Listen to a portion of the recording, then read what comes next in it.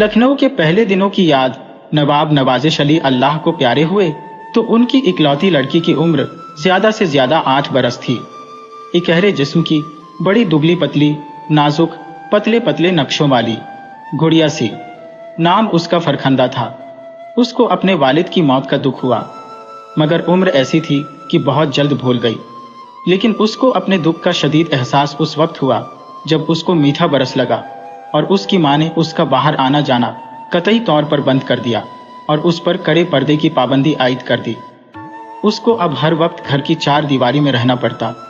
उसका कोई भाई था न बहन। अक्सर तन्हाई में रोती और खुदा से ये गिला करती कि उसने भाई से उसे क्यों महरूम रखा और फिर उसका अब्बा मियाँ उससे क्यों छीन लिया। माँ से उसको मोहब्बत थी, मगर हर वक्त उसके पास बैठी वो कोई तस्कीन महसूस नहीं करती थी। वो चाहती थी कोई और हो जिसके वजूद से उसकी जिंदगी की यक आहंगी दूर हो सके। वो हर वक्त उकताई उकताई सी रहती। अब उसको 18वां बरस लग रहा था। सालगिरह में 10-12 रोज बाकी थे कि पड़ोस का मकान जो कुछ देर से खाली पड़ा था, पंजाबियों के एक खानदान ने किराए पर उठा लिया। उनके 8 लड़के थे और 1 लड़की। 8 लड़कों में से 2 ब्याहे जा चुके थे, बाकी स्कूल और कॉलेज में पढ़ते थे। लड़की इन 6 से 1 बरस बड़ी थी, बड़ी तनोमंद, हट्टी कट्टी, अपनी उम्र से 2-2.5 बरस ज्यादा ही दिखाई देती थी।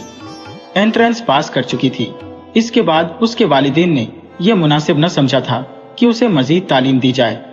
मालूम नहीं क्यों उस लड़की का नाम नसीमा था, लेकिन अपने नाम की रियायत से वो नरम और नाजुक और सुस्त रफ्तार नहीं थी।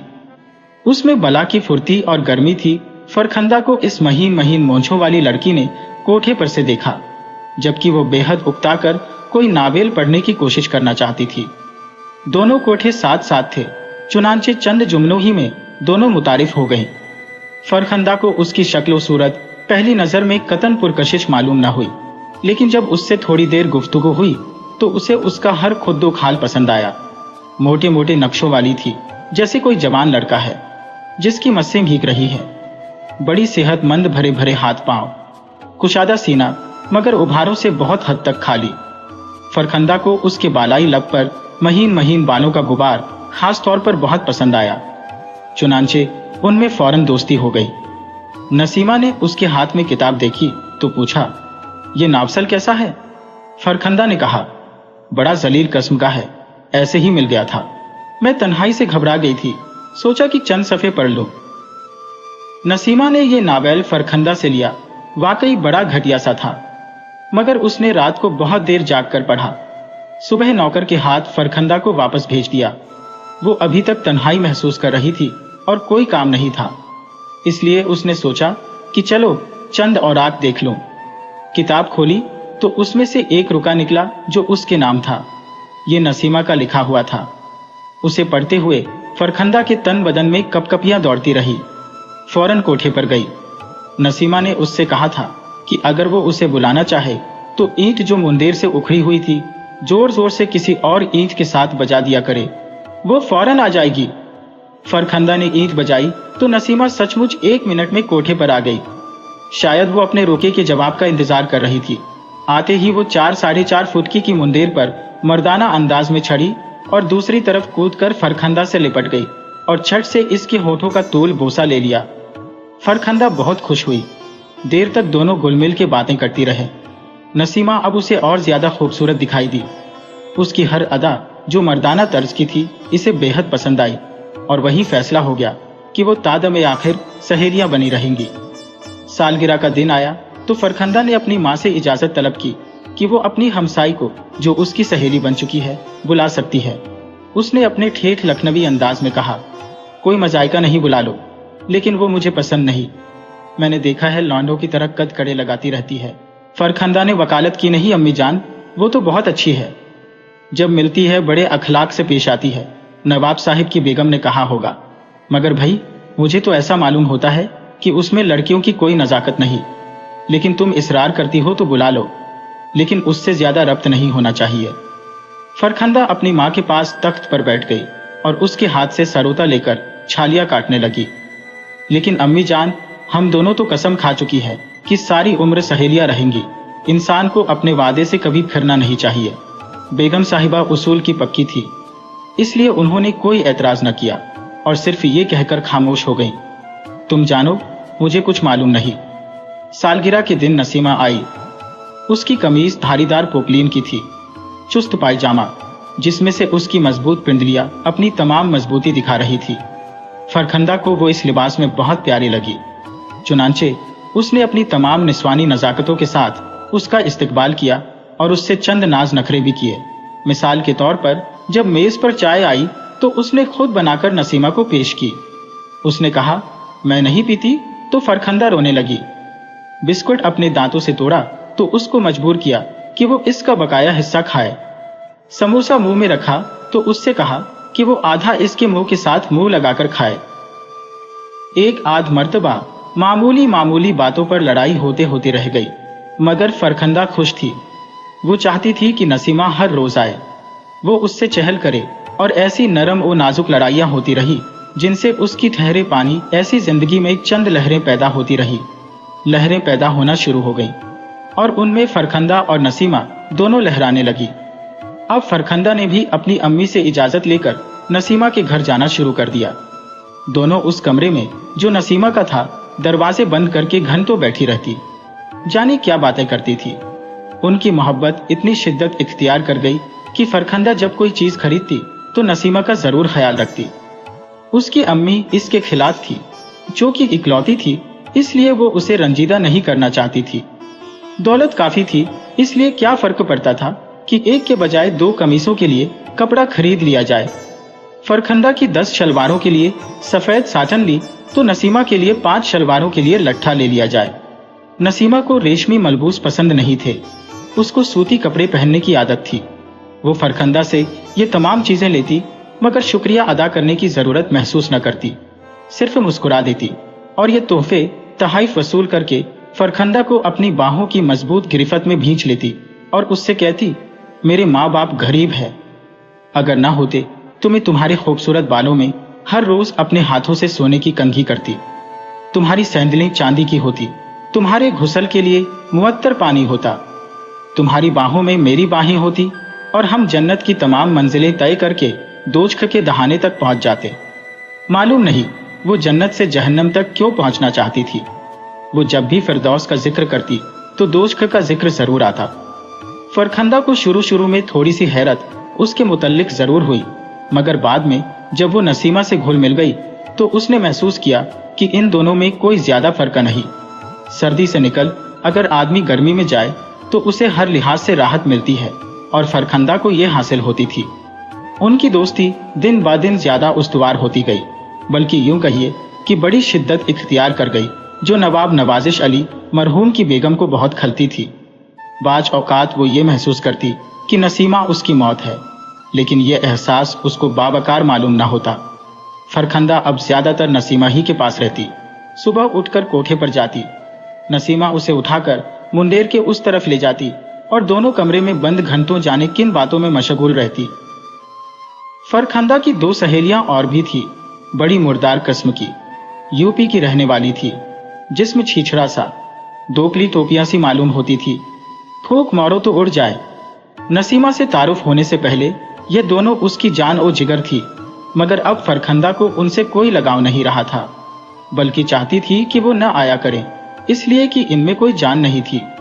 नसीमा के मुकाबले में वो नन्ही नन्ही चूहियां थी जो कुतरना भी नहीं जानती। एक बार उसे मजबूरन अपनी माँ के साथ कराची जाना पड़ा, वो भी फौरी तौर पर नसीमा घर में मौजूद नहीं थी। इसका फरखंदा को बहुत अफसोस हुआ। चुनांचे कराची पहुंचते ही उसने उसको एक तवील माजरतनामा लिखा। इससे पहले वो तार भेज चुकी थी। उसने खत में सारे हालात दर्ज कर दिए और लिखा कि तुम्हारे बगैर मेरी जिंदगी यहाँ बेकैफ है, काश तुम भी मेरे साथ आती। उसकी वालिदा को कराची में बहुत काम थे, मगर उसने उसे कुछ भी न करने दिया। दिन में कम अज कम 100 मरतबा कहती, मैं उदास हो गई हूँ। ये भी कोई शहरों में शहर है, यहाँ का पानी पीकर मेरा हाजमा खराब हो गया है। अपना काम जल्दी खत्म कीजिए और चलिए। लाहौर नवाब नवाजिश अली की बेगम ने सारे काम अधूरे छोड़े और वापस चलने पर रजामंद हो गई। मगर अब फरखंदा ने कहा, जाना है तो जरा शॉपिंग कर लें, यहाँ कपड़ा और दूसरी चीजें सस्ती और अच्छी मिलती है। शॉपिंग हुई। फरखंदा ने अपनी सहेली नसीमा के 10 सेलेक्ट्स के लिए बेहतरीन डिजाइन का कपड़ा खरीदा। वॉकिंग शू लिए। एक घड़ी खरीदी जो नसीमा की चौड़ी कलाई के लिए मुनासिब हो मौजूद थी। माँ खामोश रही कि वो नाराज ना हो जाए। कराची से लाहौर पहुंची तो सफर की थकान के बावजूद फौरन नसीमा से मिली, मगर उसका मुंह सूजा हुआ था। सख्त नाराज थी कि वो उससे मिले बगैर चली गई।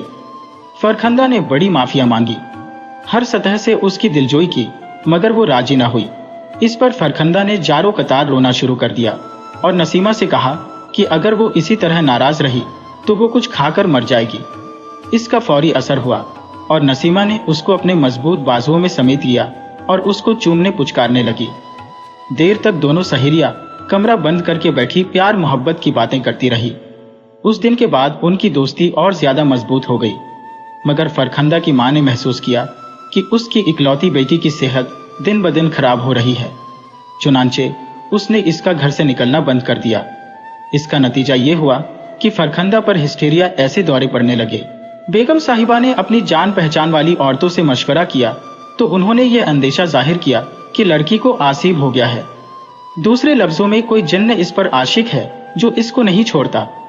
चुनांचे फौरन टोने टोटकी किए गए, झाड़ फूंक करने वाले बुलाए गए, ताबीज गंदे हुए मगर बेसूद। फरखंदा की हालत दिन ब दिन घैर होती गई। कुछ समझ में नहीं आता था कि आरिजा किया है। दिन ब दिन दुबली हो रही थी। कभी घंटों खामोश रहती, कभी जोर जोर से चिल्लाना शुरू कर देती और अपनी सहेली नसीमा को याद करके पहरों आंसू बहाती। उसकी मां, जो ज्यादा ज़ईफ उल एतिकाद नहीं थी, अपनी जान पहचान की औरतों की इस बात पर यकीन हुआ कि लड़की पर कोई जिन्न आशिक है, इसलिए कि फरखंदा इश्क व मोहब्बत की बहुत ज्यादा बातें करती थी और बड़े ठंडे ठंडे सांस भरती थी। एक मर्तबा फिर कोशिश की गई। बड़ी दूर दूर से झाड़ने वाले बुलाए गए, दवा दारू भी किया, मगर कोई फायदा ना हुआ। फरखंदा बार बार इल्तिजा करती कि उसकी सहेली नसीमा को बुलाया जाए, मगर उसकी मां टालती रही। आखिर एक रोज फरखंदा की हालत बहुत बिगड़ गई। घर में कोई भी नहीं था। उसकी वालिदा, जो कभी बाहर नहीं निकली थी, बुर्का ओढ़कर एक हमसाई के यहाँ गई और उससे कहा कि कुछ करे। दोनों भागम भाग फरखंदा के कमरे में पहुंची, मगर वो मौजूद नहीं थी। नवाब नवाजिश अली मरहूम की बेगम ने चीखना चिल्लाना और दीवाना वार फरखंदा बेटी, फरखंदा बेटी कहकर पुकारना शुरू कर दिया। सारा घर छान मारा, मगर वो न मिली। इस पर वो अपने बाल नोचने लगी। हमसाई ने उसके हाथ पकड़ लिए, मगर वो बराबर वावेला करती रही। फरखंदा नीम दीवानगी के आलम में ऊपर कोठे पर खड़ी थी। उसने मुंडेर की उखड़ी हुई ईंट उठाई और जोर जोर से उसे दूसरी ईंट के साथ बजाया। कोई ना आया। उसने फिर ईंट को दूसरी ईंट के साथ टकराया। चंद लम्हात के बाद एक खूबसूरत नौजवान, जो नसीमा के 6 कुंवारे भाइयों में से सबसे बड़ा था और बरसाती में बैठा बीए के इम्तिहान की तैयार कर रहा था, बाहर निकला। उसने देखा मुंडेर के उस तरफ एक दुबली पत्ती नाजुक इंदाम लड़की खड़ी है। बड़ी परेशान, हाल बाल खुले हैं, होठों पर पीढ़ियां जमी है, आंखों में सैकड़ों जख्मी उमंगे सिमटी है। करीब आकर उसने फरखंदा से पूछा, किसे बुला रही है आप? फरखंदा ने इस नौजवान को बड़े गहरे और दिलचस्प गौर से देखा। मैं नसीमा को बुला रही थी। नौजवान ने सिर्फ इतना कहा, ओह चलो आओ, और ये कहकर मुंडेर के इस तरफ से हल्की फुल्की फरखंदा को उठाया और बरसाती में ले गया, जहां वो इम्तिहान की तैयारी कर रहा था। दूसरे दिन जिन गायब हो गया। फरखंदा बिल्कुल ठीक थी। अगले महीने उसकी शादी नसीमा के इस भाई से हो गई, जिसमें नसीमा शरीक न हुई।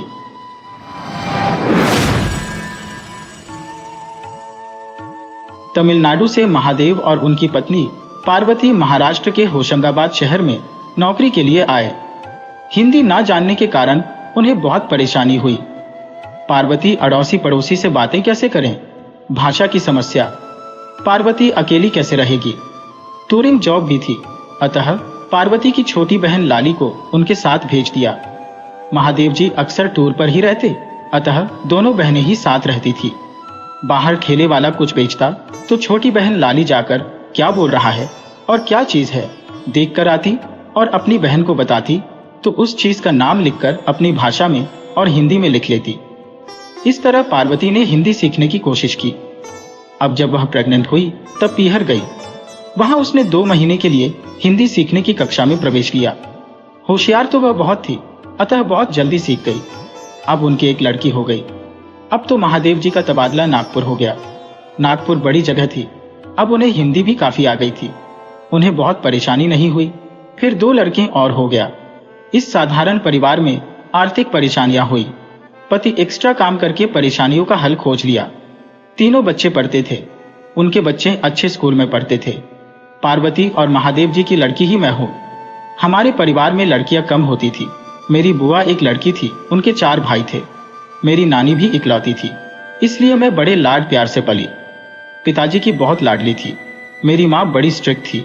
माँ ने एक बात कह दी तो कह दी, उसे सबको मानना पड़ता। ऐसा ही चल रहा था। मुझे और मेरे भाइयों को लगता ऐसे ही सब लोग रहते होंगे। जो अम्मा ने कह दिया वह पत्थर की लकीर थी।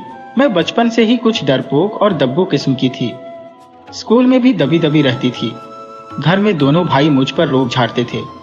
अम्मा से तो वैसे ही डर लगता था। नागपुर में जब बारिश होती थी तो लाल लाल कीड़े गुच्छे के गुच्छे इकट्ठा होते थे। मैं उससे बहुत डरती थी। मेरे साथ प्रभा नाम की एक लड़की स्कूल से घर तक साथ आती थी। स्कूल से घर पैदल आने में आधा घंटा लगता था। पूरे रास्ते वह मुझे तंग करती, उन कीड़ों को मेरे ऊपर डालती। मेरे बहुत मना करने पर भी वह नहीं मानती। मेरे पास एक सेफ्टी पिन था, उसे डराने के लिए मैंने जोसे दिखाया। पता नहीं गलती से उसके खरोंच लग गई। वह तमाशा मचाने लगी। मैंने बहुत माफी मांगी पर वह ना मानी। मेरी अम्मा को आकर बता दिया। मेरी अम्मा मेरी बात सुने बिना ही उसके सामने मुझे 2 चांटे कस के लगाए। मुझे अंदर ही अंदर बहुत पीड़ा हुई, पर अम्मा से हम बहुत डरते थे, कुछ कह नहीं सकते थे। उसकी गलती हो तो मुझे बताने का मौका ही नहीं मिला। पहले ही मैं डरपोक और ज्यादा डरने लगी। मेरी अम्मा बहुत महत्वाकांक्षी थी, बहुत होशियार भी थी। जो ठान लेती थी उसे करके ही मानती थी। परंतु जब मम्मी ने मुझसे पूछा तो मैंने मना कर दिया। मेरी मम्मी कहने लगी, रेणुका जिंदगी बहुत बड़ी है। यदि शादी नहीं करोगी, अकेले कैसे रहोगी? हम तो चले जाएंगे, पीछे तुम्हें कौन देखेगा? पहले से तो मैं सतर्क हो गई थी, कुछ समझने भी लगी थी। शादी तो तुम्हें करनी है। ये जो अपने आप मानकर तुम्हें लेने को तैयार है वही हो जाए तो ज्यादा अच्छा। नहीं मम्मी, ये आदमी छोटी पोस्ट पर है। पहले ही मैं आर्थिक संकट बहुत झेल चुकी हूँ, अब मैं और झेलना नहीं चाहती। हम रेणुका तुम्हें सब कुछ दे देंगे, किसी चीज की तुम्हें कमी नहीं होने देंगे।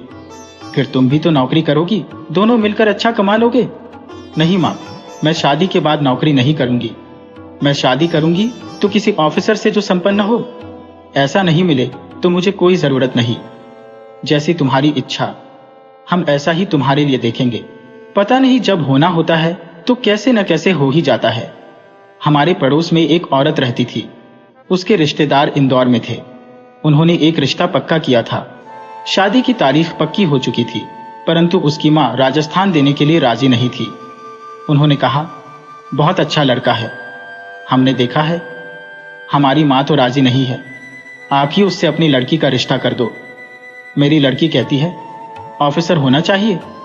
अजी, वह लड़का मुकेश तो बड़ा ऑफिसर है, इसीलिए मेरे भाई ने उससे पक्की की थी। पर अम्मा की जिद है, राजस्थान में नहीं दूंगी इतनी दूर। लड़की को देखना चाहूं तो देख नहीं सकूंगी। अब क्या करें? अम्मा ने यह बात पापा से बताई। पापा तो बहुत सीधे थे। उन्होंने डायरेक्ट लड़के मुकेश को ही पत्र लिख दिया। मुकेश उस समय उदयपुर सरकारी काम से आया हुआ था। उसने सोचा उदयपुर से भोपाल पास पड़ेगा और वह मिलने भोपाल आ गए। उस समय हमारे पापा टूर पर गए हुए थे। मम्मी और भैया से बात हुई, मुझसे भी बात हुई। मुकेश देखने में एकदम हैंडसम, लंबे चौड़े, ऊपर से ऑफिसर।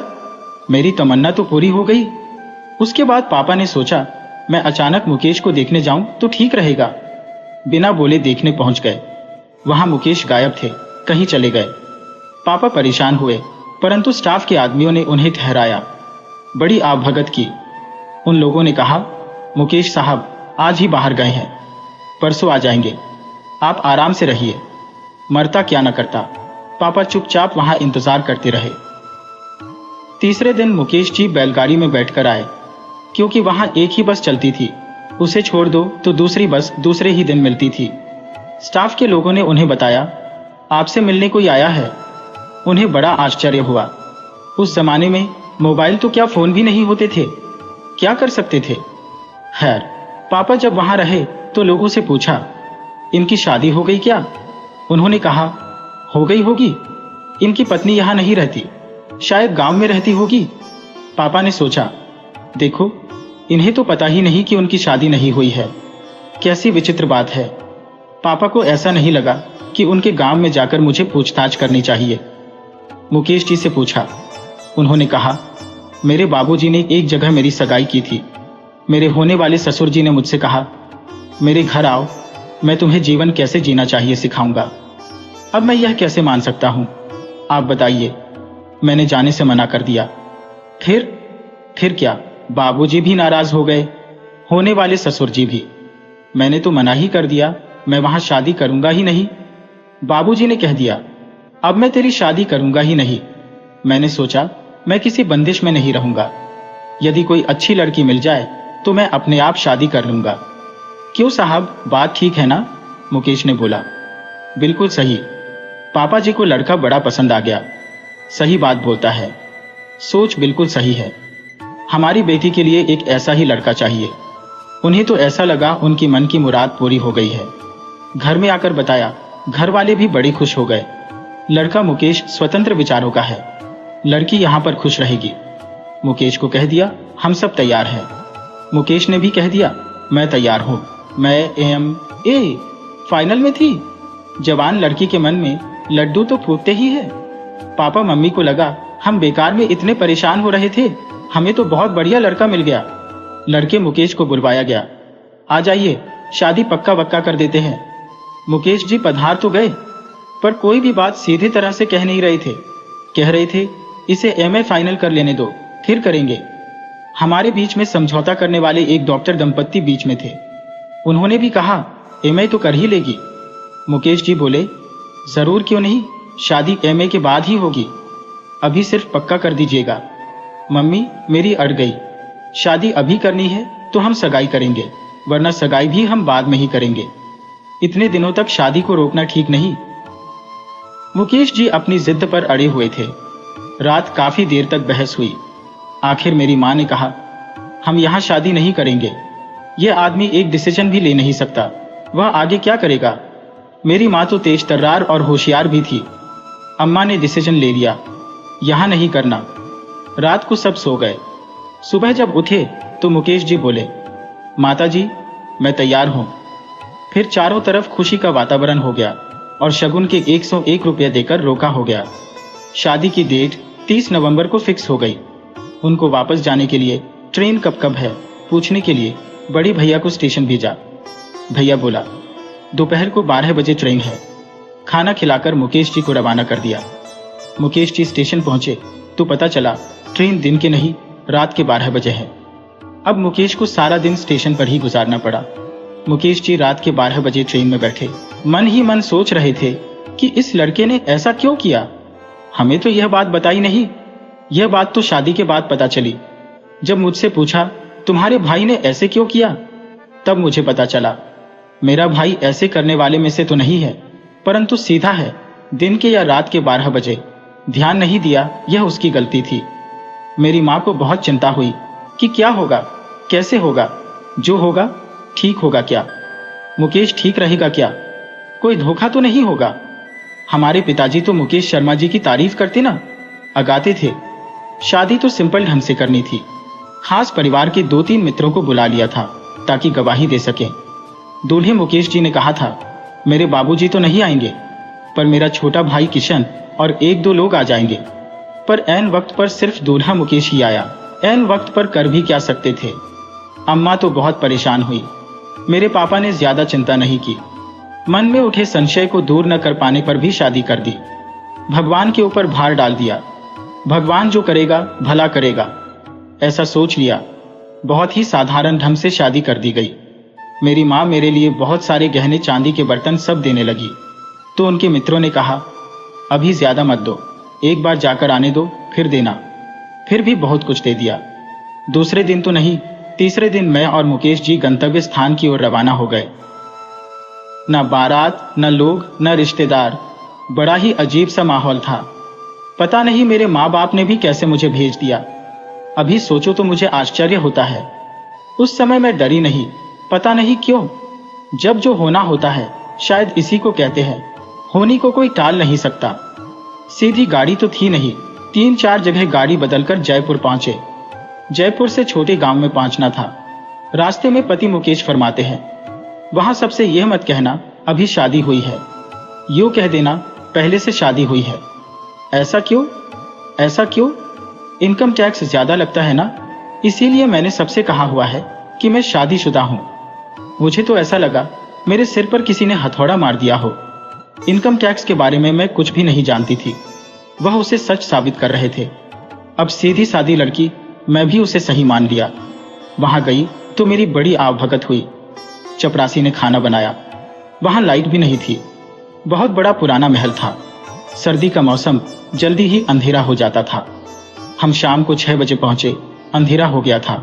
मुझे तो भूत बंगला लगा। डरते डरते सीढ़ियां चढ़ी। ऊपर की मंजिल में रहने का मकान था। इतने विशाल कमरे जिसमें हमारा पूरा घर समा जाए। खाना खाकर सो गए। सवेरे उठकर देखा तो एक पोस्टकार्ड पड़ा था। मैं उत्सुकतावश उसे उठाकर पढ़ने लगी। प्रिय बेटा, यहाँ राजी खुशी है। वहां तुम ठीक होगे। अपने स्वास्थ्य का ख्याल रखना। तुमने शादी की बात लिखी थी। खुशी की बात है, तुम शादी कर लो। कोई चिंता मत करो। अभी एक नया कानून पास हुआ है। सरकारी कर्मचारी भी एक बीवी होते हुए दूसरी शादी कर सकता है। तुम कोई चिंता मत करो। मुसलमान भी तो कई बीवी रख सकते हैं। मेरा सिर चकराने लगा। ये क्या लिखा है? मैंने पूछा। मेरी शादी हो गई थी, क्या करूं कुछ समझ में नहीं आया। मेरा दिमाग खराब हो गया। 24 साल की लड़की क्या करती? फोन की सुविधा तो उस जमाने में था ही नहीं। इस गांव से चिट्ठी लिखो तो वह कब पहुंचेगा पता नहीं। पोस्ट तो मैं कर नहीं सकती, किसी को देना पड़ेगा।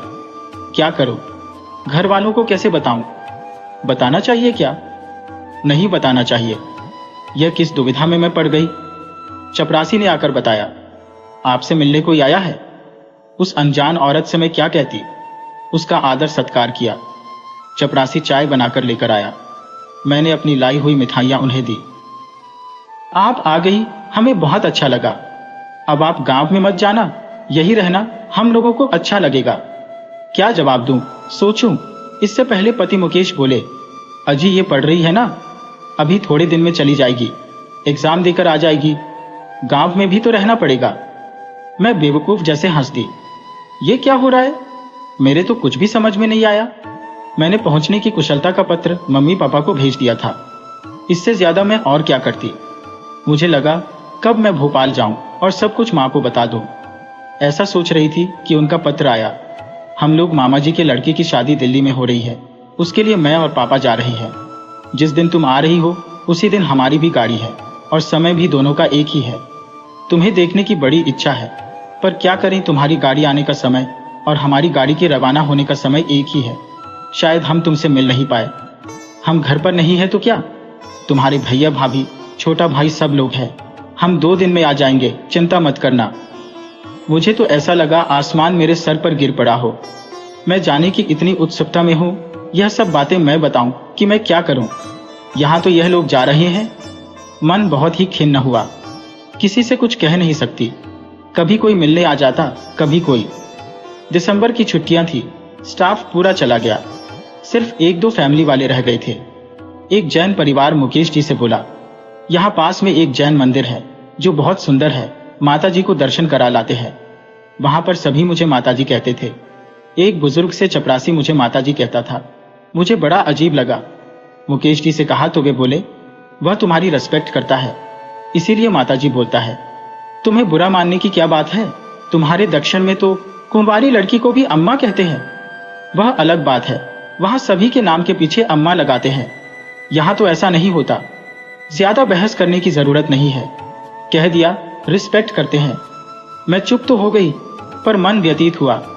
अब भोपाल पहुंच गए। माँ और रिश्तेदार जो दिल्ली जाने के लिए खड़े थे, उनकी गाड़ी लेट थी, अतः मुझे देखने हमारे प्लेटफार्म पर आ गए। मेरा दिल भर आया, आंखों से आंसू बहने लगे। सब लोग कहने लगे, अरे क्या हो गया, 2 दिन में तो हम आ जाएंगे, अब रोना धोना नहीं चलेगा। अब तो ससुराल में ही रहना पड़ेगा। अम्मा के पास कब तक रहोगी? मेरी व्यथा तो मैं ही जानती थी। खैर मैं घर आ गई। घर में सब थे। मम्मी पापा नहीं थे, पर मुझे घर सूना लग रहा था। सबसे मैं क्या कहती? सब लोग बहुत खुश थे। भाभी ने सोचा होगा, चलो ये अपने ससुराल चली गई तो मुझे भी आराम हो जाए, मेरा ही राज होगा। पता नहीं 2 दिन कैसे मैंने निकाले, ये तो मैं ही जानती हूं। खैर वह दिन भी आया, वे लोग चले गए। मेरी अम्मा जब एकांत में थी तब मैंने बताया, यह आदमी तो शादीशुदा है। वे दंग रह गईं, पर मुझसे बोली, तुम किसी से कुछ ना कहना। उनकी पापा से बात हुई, उन्होंने भी कहा, चुप रहो, जो हो गया सो हो गया, जो बन गया वह मोती है, अब कुछ नहीं हो सकता। तुम्हारे भाइयों को भी या किसी को भी यह बात मत कहना। भाइयों से कहोगी तो तुम्हारी इज्जत ही कम होगी, और तुम्हारे पति की भी वे लोग इज्जत नहीं करेंगे। क्या यह एक तरह से ऑनर किलर नहीं था? किसी की आत्मा और दिल का ऑनर किलर तो था ही, पर उस समय मैं समझ नहीं पाई। बहुत ही सादी सोचने की शक्ति मुझ में नहीं थी। जो मम्मी पापा कह रहे हैं वही सही है, यही बात मेरे समझ में आती थी। खैर जिसका कोई नहीं होता उसका ऊपर वाला होता है, इस बात पर तो मुझे विश्वास था, अब भी इस बात पर विश्वास करती हूँ। मैं परीक्षा की तैयारी करने में लग गई। इन 4-5 महीनों में पति मुकेश जी 2-3 बार बीच में आए। मजाल है मेरे घर वालों ने उनसे कुछ पूछा हो, उन्होंने तो ऐसा दिखाया ही नहीं जैसे कुछ हुआ है। सब सही है, ऐसे ही वे मुकेश जी का आदर सत्कार कर रहे थे। उन्होंने भी मुझसे कुछ नहीं पूछा, मैंने भी कुछ नहीं कहा। क्या आजकल की लड़कियां ऐसी चुप रह सकती हैं? जून के महीने में परीक्षा तो खत्म हो गई, मेरा वाइवा रह गया था, उसकी तारीख का पता नहीं चला। खैर वाइवा भी हो गया। पति मुकेश जी आए, अब उनके साथ मुझे जाना था।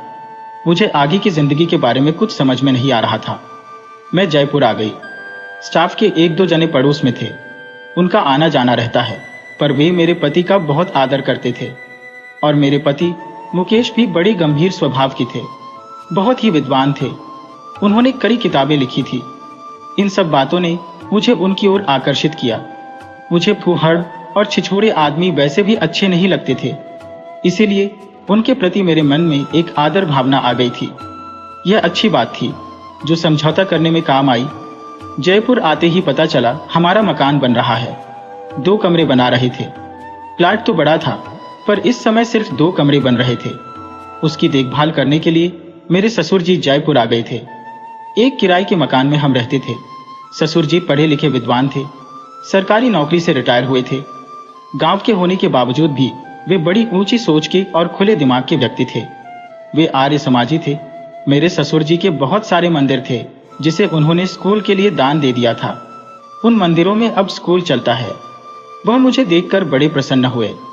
उन्हें मैं तरह तरह के दक्षिण के व्यंजन बनाकर खिलाती। वे बड़े खुश होते। मुझसे तो कुछ नहीं कहते, अड़ोस पड़ोस की औरतों से कहते, बहुत नरम नरम चीजें बनाकर खिलाती है जो बड़ा स्वादिष्ट होता है।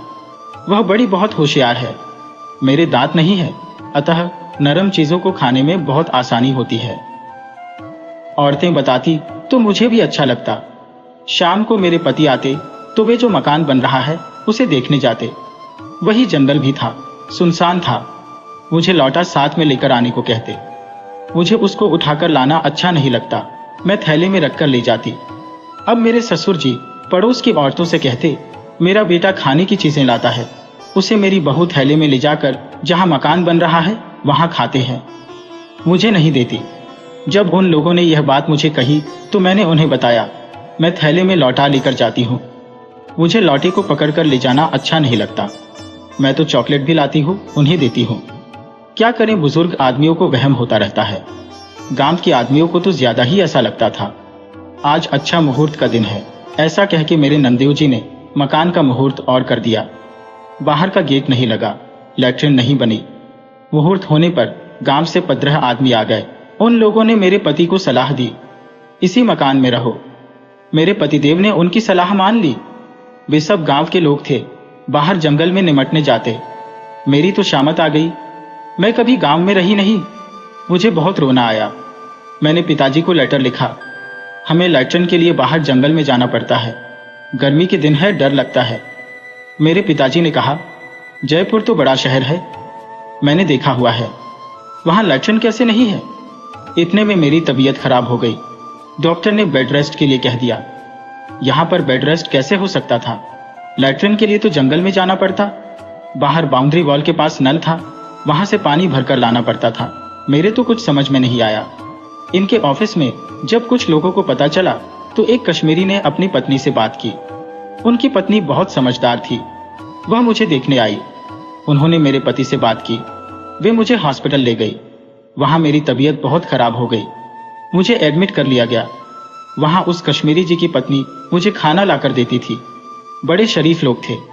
डॉक्टर को जब सब बातें पता चली, उन्होंने मेरे पति से कहा, आप अपनी पत्नी को उनके पीहर भेज दीजिएगा, यहां भी ठीक नहीं हो सकती।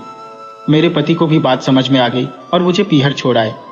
खैर, मैं 6 महीने भोपाल में रही। वहां भी कुछ दिन घर में है, कुछ दिन हॉस्पिटल में रहना पड़ा।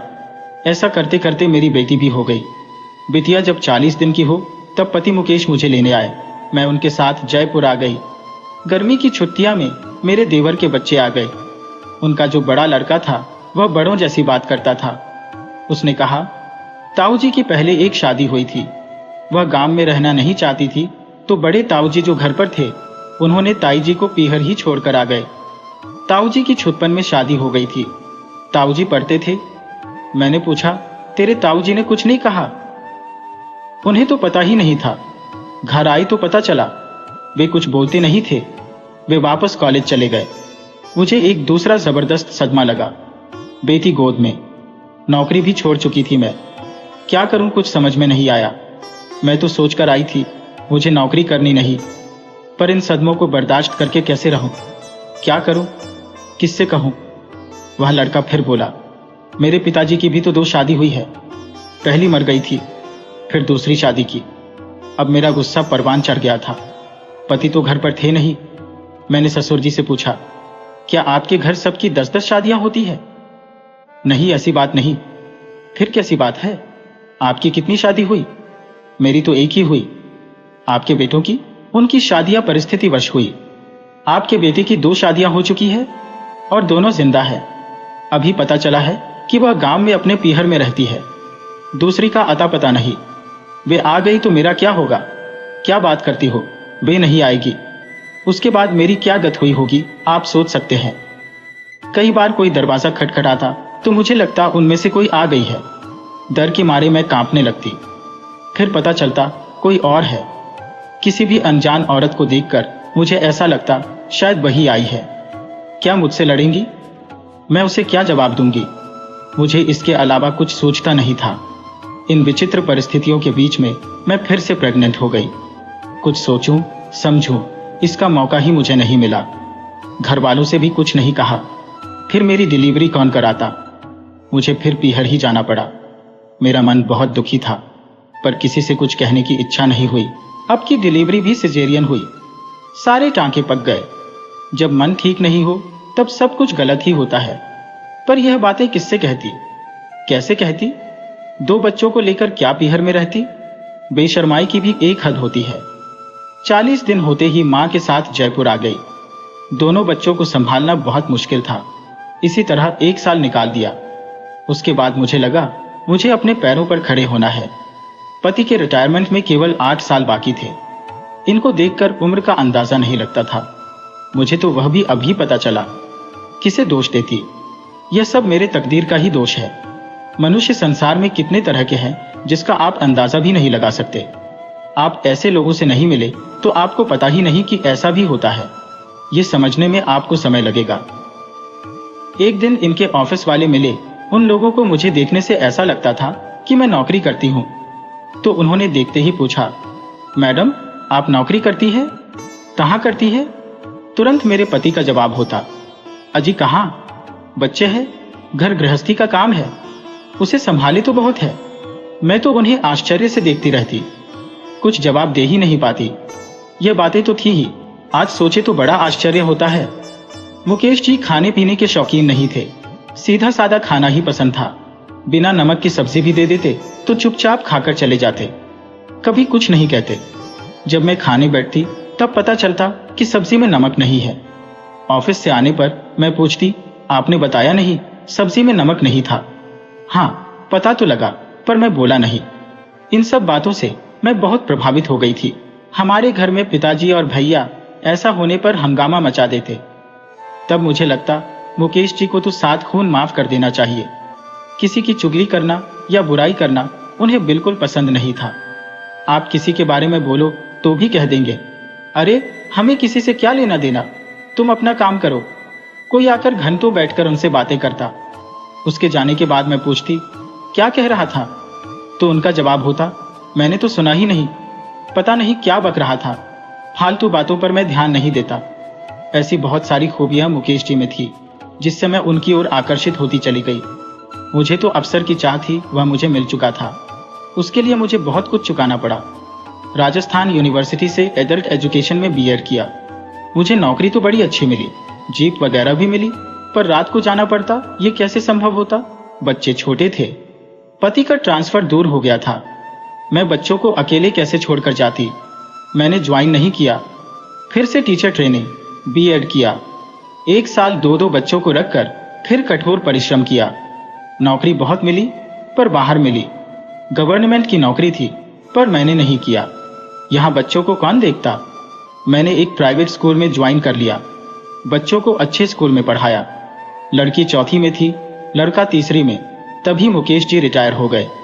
मकान अपना था, अतः हमेशा किराएदार रखा। ज्यादातर किराएदार अच्छे ही थे। पहले मुझे अपनी चिंता थी, अब बच्चों की भी चिंता होने लगी। बच्चे अच्छी तरह पढ़ें, सेटल हो, उनकी नौकरियां लगी और उनकी शादी हो, इसकी चिंता मुझे खाई जा रही थी। इसी बीच पति की आंख का ऑपरेशन हुआ, वह खराब हो गया। वे 2 महीने हॉस्पिटल में रहे। बेटी बहुत होशियार थी, MA में पहुंच गई थी। एक्स्ट्रा करिकुलर एक्टिविटीज में भाग लेती थी। उसका टीवी में, रेडियो में, दोनों में न्यूज रीडर में भी सिलेक्शन हो गया था। उसका रेडियो आर्टिस्ट और टीवी आर्टिस्ट में भी सिलेक्शन हो गया। कॉलेज में, टीवी में और रेडियो में नाटक करती थी। ऑनल राउंडर थी। पढ़ने में भी बहुत होशियार, हिंदी, अंग्रेजी दोनों में होशियार थी। जयपुर में ही एक परिवार में, जो बहुत पारंपरिक परिवार था, बेटी को लेने को तैयार थे। लड़का गवर्नमेंट में लेक्चरर था। पारंपरिक और पिछड़ा परिवार तो था, पर मुझे लगा लड़का इतना होशियार है और जयपुर में गवर्नमेंट कॉलेज नहीं है, बाहर ही बाहर रहेगा, फॉरवर्ड हो जाएगा। मेरे पति तैयार नहीं थे। उनके मन में शंकाएं थी, पर मुझे कुछ नहीं लगा, क्योंकि अभी भी मैं सीधी सादी ऐसी की ऐसी थी। इतने धक्के खाने के बाद भी मुझे आग तो नहीं आई। लड़का एकदम हैंडसम, गोरा चिट्टा था, गोल्ड मेडलिस्ट, अंग्रेजी मीडियम में पढ़ा हुआ। ये तो मुझे चाहिए था, क्योंकि बेटी भी अंग्रेजी मीडियम की पढ़ी हुई थी। मुझे तो लगा सब सही है। उन लोगों ने कहा 1 महीने के अंदर ही शादी करनी है। मेरे पतिदेव को यह बात पसंद नहीं आई।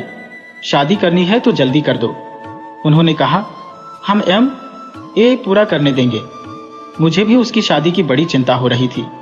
पति ने तो जल्दबाजी करने को मना किया, पर मुझे लगा पति की उम्र हो रही है, वैसे ही वे कुछ नहीं करते, कैसी बिटिया की शादी होगी। मैंने अपने घर वालों को भी कहा था, यहाँ वहां भी कहती रहती थी, अपने आप ही आकर कोई लड़की मांग रहा है, क्यों नहीं करना चाहिए। चलो शादी की, मैंने ही जिद्द की। पहले तो लड़की ने हाँ कह दी, बाद में जब सगाई हो चुकी और शादी की तैयारियां हो रही थी, तब बेटी ने मना किया। तब मैंने कहा, ऐसा कैसे हो सकता है, और कुछ समझ में भी नहीं आया और शादी भी हो गई। वे बड़े पुरातंत्री और पारंपरिक लोग थे, जबकि मैं राजस्थान के परंपराओं से बिल्कुल वाकिफ नहीं थी। मेरे पतिदेव को यह परंपराएं बिल्कुल पसंद नहीं थी, इसीलिए मैंने कभी ध्यान ही नहीं दिया। लड़की की शादी इस तरह पारंपरिक परिवार में करने के पहले सोचना चाहिए, पर यहाँ पर भी मैंने गलती की, जिसका खामियाजा न केवल मुझे बल्कि बेटी को भी बहुत भुगतना पड़ा और अभी भी भुगत रही है। उसकी वजह से मैं दुखी हूँ, पर सहना तो उस बच्ची को ही पड़ रहा है ना। इसी तरह सब निपटा ही था कि मेरे पति का एक्सीडेंट हो गया। एक्सीडेंट भी बहुत बुरी तरह हुआ। 4 महीने अस्पताल में रहना पड़ा। मैं भी अस्पताल में ही कमरा लेकर रही। मैं हॉस्पिटल के कमरे में ही खाना बनाती और बेटा वहीं आकर खाना खाता, पर बेटी को इन्फॉर्म करने के बावजूद उसे पता नहीं चला। आप समझ ही गए होंगे, होशियार पाठक को इशारा ही काफी है। दिन और रात परेशान हुई बेटी को पता ही नहीं चला। ससुर जी देखने आए, उन्हें कहा। उन्होंने बड़ी मुश्किल से 2 दिन के लिए बेटी को भेजा। शादी के बाद बेटी के सभी कार्यक्रमों में बंदिश लग गई। वह वहां रह ही ना पाई। क्या करें क्या ना करें समझ में नहीं आया। जब लड़की गर्भवती हुई तो घर वालों का कहना था कि लड़का ही होना चाहिए। हमारे परिवार में लड़कियां नहीं होती। मेरी बेटी बड़ी फिक्र करने लगी और मुझे भी बहुत फिक्र हो गई। उस जमाने में वे साइकिल चलाती थी, हमें साइकिल पर बिठाकर ले जाती थी। वह निडर और दबंग थी। पता नहीं मैं कैसे दब्बू रही। मैं दब्बू लड़की बनकर ही जी रही थी। मेरी माँ पूर्ण आत्मविश्वास, अपनी बात में अड़िंग और एक होशियार महिला थी, पर पता नहीं क्यों मैं उनसे दबी दबी ही रही। मुझ में आत्मविश्वास की कमी तो थी ही। मुझे लगता मैं माँ के सामने कुछ नहीं हो। पता नहीं ऐसा क्यों था। मेरी उनसे कोई बराबरी तो थी नहीं। भाई लोग तो मुझे हमेशा चढ़ाते थे, बुद्धू है, दब्बू है, मूर्ख है। उनके मजाक को भी मैं सीरियस ले लेती थी। एक दिन मैं अपने हाथों का बनी हुई मोती की माला पहनकर स्कूल गई। सबने पूछा, किसने बनाया? मैंने कहा, मैंने बनाया है, रंग बिरंगी मोतियों से बना हुआ था। उसने कहा, तू बड़ी अक्लमंद है। मैं तो खुश थी। घर आई, मैंने यह बात बताई तो मेरा बड़ा भाई बोला, खुश हो रही है। मंद मतलब क्या होता है? मंद बुद्धि, समझी? मुझे बड़ा बुरा लगा। मैं रोने लगी। हमारी पड़ोस की एक आंटी आई, बोली, अरे तू तो बहुत होशियार है, इतनी सुंदर माला बनाई, हमें भी बना दे। ऐसे मेरे भाई मुझे परेशान करते थे। मैं इसे समझ नहीं पाती। ऐसे ही दिन गुजरते जा रहे थे। माँ मुझे गर्मियों की छुट्टियों में घर पर ही तमिल सिखाती थी। बहुत गुस्सा आता था। छुट्टियों में भी दिन में सोने नहीं देती थी। खैर, जिंदगी के दिन ऐसे ही गुजरते रहे। होशियार बुद्धू, अमीर गरीब, छोटे बड़े सभी के दिन गुजरते ही हैं। मेरे भी गुजरते गए। मैंने जैसे बताया, मैं पढ़ने में होशियार थी, तो माँ ने मुझे डबल प्रमोशन दिला दिया। अतः उन्होंने मुझे चौथी के बाद 5वीं 2 महीने गर्मी की छुट्टियों में घर पर ही पढ़ाकर मुझे दूसरे स्कूल की 6ठी कक्षा में एडमिशन दिला दिया। 1 साल बचा लाया। चौथी कक्षा से एकदम से 6ठी में पहुंच गई। वही गर्मी की छुट्टियों में ट्यूशन पढ़ाया। जुलाई में एक स्कूल में एग्जाम दिलवाया और मैं पास हो गई। मुझे 6ठी कक्षा में प्रवेश दिला दिया। पढ़ने के बारे में तो भाई लोग कुछ कह न सके, पर मेरी अंग्रेजी कमजोर थी, उस पर हंसी उड़ाते थे। हमारे पापा मुझे अंग्रेजी पढ़ाते थे। मेरे पापा भी मेरी हंसी उड़ाते। वे कहते, मेरी बेटी कभी इंग्लिश नहीं बोलेगी, अंग्रेजी बोले, उसे इंग्लिश बोलने से डर लगता है। ये मुझे अपनी बेइज्जती लगती, पर पापा से क्या कहूँ। जब उन्हें पता चलता इसे बुरा लगा तो वह कहने लगते, अरे बेटा, इसमें बुरा मानने की कौन सी बात है? तुम्हें तो राष्ट्रभाषा अच्छी लगती है, तुम ऐसे क्यों नहीं कहती हो? गर्व की बात है, ये कहना चाहिए। हमारे घर में सारे घर वाले हाजिर जवाब थे। मैं सोचकर जवाब देती थी और घबरा भी जाती थी। मेरी इस कमी का भाई लोग बहुत फायदा उठाते थे। भाई लोग आपस में हंसी मजाक करते और जोर जोर से हंसते, तो मुझे लगता क्या बात है। पूछने पर वे कहते, तू तो ट्यूबलाइट है, देर से समझ में आएगा। भगवान की दया से बेटा ही हो गया। बेटी वहां जाने को तैयार नहीं। फिर किसी तरह से समझाकर बेटी को एक तरह से जबरदस्ती भेजा। बेटी ने एक शर्त रखी, मैं सर्विस करूंगी। उसकी शर्त मंजूर कर ली गई। उसने सर्विस तो की, पर आर्थिक स्वतंत्रता उसे नहीं मिली। यह भारतीय नारियों की तो क्या, मेरे ख्याल से पूरे संसार में ही ऐसा हो रहा है। कहीं ज्यादा कहीं कम। जहां सोच अच्छी है वहां तो ठीक है, जहां नहीं है वहां वही हाल। इस बीच बेटी के एक बच्चा और हो गया। मुझे बहुत चिंता हुई। चिंता करने से क्या होता है, प्रॉब्लम सॉल्व नहीं होती। समय के साथ बहुत कुछ बदला, बहुत कुछ खराब भी हुआ, पर क्या कर सकते हैं। अब बेटे की नौकरी लग गई थी। मुझे बेटे की शादी की कोई चिंता नहीं थी। बेटा छोटा ही था। पता नहीं मेरे पतिदेव को बेटी की शादी की बड़ी चिंता थी। वे लगातार कोशिश में लग गए। बहुत सी लड़कियां आई, पर पति चाहते थे बहू गवर्नमेंट सर्वेंट वाली होनी चाहिए। बेटा प्राइवेट नौकरी में है तो कम से कम एक जना गवर्नमेंट नौकरी में हो। चांस की बात है, ऐसे ही एक शिक्षिका मिल गई। पति को उनकी सारी बातें पसंद आ गई और जल्दी में वह शादी हो गई। यह लोग भी पारंपरिक थे, परंतु बहू अपने को बहुत मॉडर्न मानती थी। सिर्फ मानती थी नहीं। मेरी तो इकलौती बहू थी। मैं उसे बहुत चाहने लगी। मैंने बेटी का प्रेम भी उसी पर उड़ेला। जी जान से उसे चाहने लगी। मैंने कभी किसी काम के लिए उसे नहीं कहा, ना मैंने कभी कोई उम्मीद की, पर मैंने सम्मान की इज्जत जरूर की। क्या चाहिए हुई सभी चीजें मिलती हैं? ना मिली ना मिलनी थी। मेरी बहू ने एक प्यारी सी बच्ची को जन्म दिया। बहुत ही प्यारी बच्ची। मेरी जान उसमें रखी थी। वह भी मुझे दादी दादी कहकर मुझ पर जान देती थी। अच्छी होशियार बच्ची थी। मूलधन से ब्याज प्यारा होता है। मुझे भी बहुत प्यारी लगती थी। खैर, इन सब के बीच में मेरे पति फिर बीमार हो गए। मेरे पति के पेट में एक बहुत बड़ी गांठ हो गई। टेस्ट में पता चला गांठ बहुत बड़ी है। एक टेस्ट में सही रिपोर्ट आई, एक में कैंसर का डाउट हुआ। इतनी बड़ी गांठ थी कि पसलियों को तोड़कर गांठ को निकालनी पड़ी थी। खैर, ऑपरेशन बहुत बढ़िया हो गया, बिल्कुल सही हो गए। हमने कहा चलो अच्छा हुआ। टेस्ट के लिए भेजा, वहां भी रिपोर्ट सही आई। इस बीच मैं भी रिटायर हो गई। उस समय रिटायरमेंट की उम्र 58 वर्ष की थी। मेरे पति के फिर से पेट में दर्द होने लगा। डॉक्टर को दिखाया, सोनोग्राफी की वहीं पर दूसरी गांठ हो गई। डॉक्टरों ने अब ऑपरेशन करने से मना कर दिया। 78 की उम्र हो गई है, अब ऑपरेशन नहीं हो सकता। ऑपरेशन करने के बाद हो सकता है तबीयत और खराब हो जाए। अभी तो चल फिर रहे हैं, बाद में चलना फिरना मुश्किल हो जाए, फिर आप क्या करेंगी? मुझे भी बात सही लगी, पर मेरे हस्बैंड चाहते थे कि उनका ऑपरेशन हो। कई डॉक्टर को दिखाया, ज्यादातर डॉक्टरों ने ऑपरेशन के लिए मना किया। एक डॉक्टर ने कहा मैं कर दूंगा। वह डॉक्टर हमारे पहचान के थे।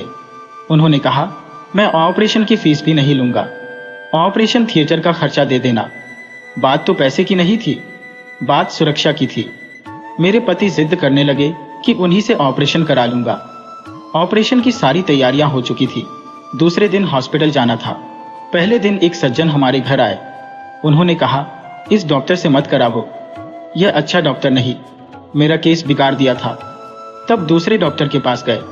मैंने कहा वह डॉक्टर तो ऑपरेशन करने को तैयार था, पर हम नहीं करवाना चाह रहे, आप ही कर दो। फिर वह डॉक्टर भी तैयार हो गए। अस्पताल में एडमिट कर दिया गया।